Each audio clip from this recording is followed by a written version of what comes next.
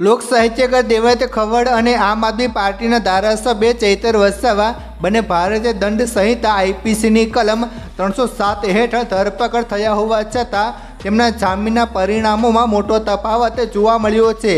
જ્યાં દેવાયત ખવડને માત્ર એક જ દિવસમાં જામીન મળી ગયા હતા, ત્યારે ચૈતર વસાવા છેલ્લા 2 મહિનાથી જેલમાં બંધ છે અને તેમની જામીન અરજીઓ સતત નામંજૂર થઈ રહી છે।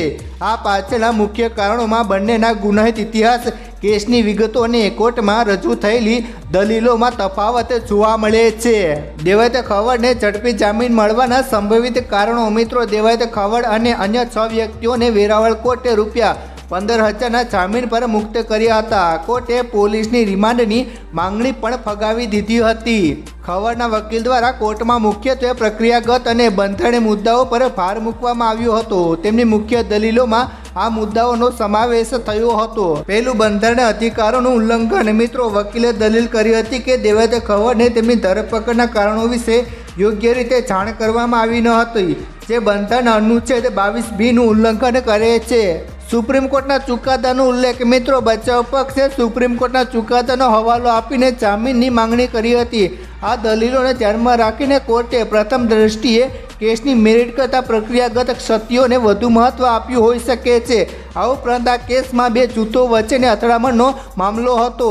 ચૈતર વસાવાની જામીન અરજી વારંવાર કેમ નકારાઈ રહી છે? મિત્રો, ચૈતર વસાવાના કેસમાં કોર્ટનું વલણ કડક રહ્યું છે, જેના પાછળના મુખ્ય કારણો આ પ્રમાણે છે। ગુનાહિત ઇતિહાસ। મિત્રો, સરકારી વકીલે કોર્ટમાં ચૈતર વસાવાનો ગુનાહિત રેકોર્ડ રજૂ કર્યો હતો, જેમાં વર્ષ 2014થી અત્યાર સુધીમાં 18 જેટલા કેસો નોંધાયેલા છે। આ બાબતે કોર્ટે ગંભીરતાથી લીધી છે। પહેલું, અગાઉના ગુનાહિત રેકોર્ડ। મિત્રો, કોર્ટમાં સરકારી પક્ષે ચૈતર વસાવા સામે વર્ષ 2014થી અત્યાર સુધીમાં નોંધાયેલા 18 જેટલા ગુનાઓની યાદી રજૂ કરી હતી। જોકે તેમના વકીલ દ્વારા દલીલ કરવામાં આવી હતી કે તેમાંથી મોટાભાગના કેસોમાં તેઓ નિર્દોષ જાહેર થઈ ચૂક્યા છે, પરંતુ કોર્ટે આ મામલે સ્પષ્ટ ચુકાદાની નકલ રજૂ ન થવાનો મુદ્દો નોંધ્યો હતો। બીજું, જામીન પર હોવા છતાં ફરીથી ગુનો। મિત્રો, એક અગત્યનો મુદ્દો એ પણ છે કે વર્ષ 2023ના કેસ વનકર્મી પર હુમલામાં તેમને 6 મહિનાની જેલ થઈ હતી અને તેઓ શરતી જામીન પર મુક્ત થયા હતા। સરકારી પક્ષે દલીલ કરી હતી કે આ શરતોનું ઉલ્લંઘન કરીને તેમણે વર્તમાન ગુનો કર્યો છે। કોર્ટે આ મુદ્દાને ગંભીરતાથી લીધો છે। ભલે બંને કેસમાં કલમ 307 લગાવવામાં આવી હોય, પરંતુ દેવાયત ખવડના કેસમાં પ્રક્રિયાગત દલીલો અને મર્યાદિત ગુનાહિત ઇતિહાસ છે, જે કોર્ટ સમક્ષ રજૂ થયો હતો અને તેમના પક્ષમાં રહ્યા હતા।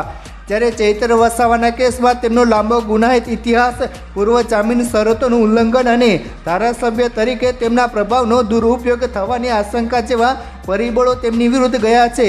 આ જ કારણોસર કોર્ટે બંનેના જામીન અંગે અલગ અલગ નિર્ણયો લીધા છે।